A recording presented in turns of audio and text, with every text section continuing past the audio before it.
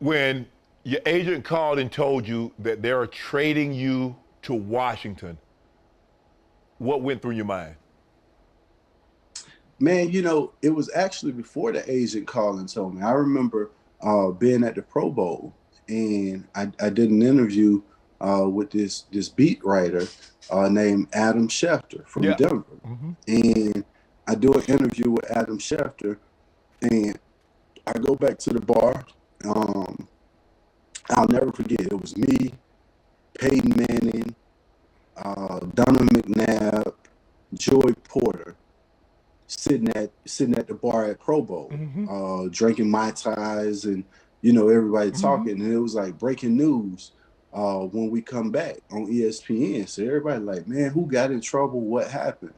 And the breaking news was Portis wants out, and everybody looking around. I'm looking around too, like, who is Portis? Like, I didn't. No, no, this is no, this is bad. Like, I didn't ask to be out, but some of the questions that Adam asked me at the time were, I say, I don't know. You gotta talk to my agent. He was like, you outplayed your contract. Do you think the Broncos are gonna pay you? Should this happen? Should that happen? I'm like, bro, I don't know about all that. Like, I'm just here repping the Broncos. Like, I'm living my life. I'm enjoying it, having a good time. Right. And that, all of a sudden, that's what started the trade talks. But it was only one team that I felt like didn't pass over me. So I didn't want to be traded.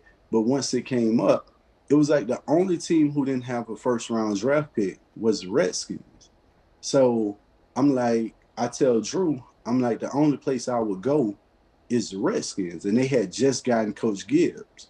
So I'm like, the only place I would go is the Redskins. I won't even go anywhere else because everybody else passed over me.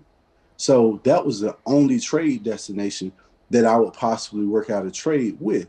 And once the chatter started and the back and forth started, I think Drew kept me in the house for about 3 or 4 days trying to get the trade done. They went from Indy, they went from Indianapolis to the trade talks, which was like a week later at the time, like March the 3rd or something, free agency.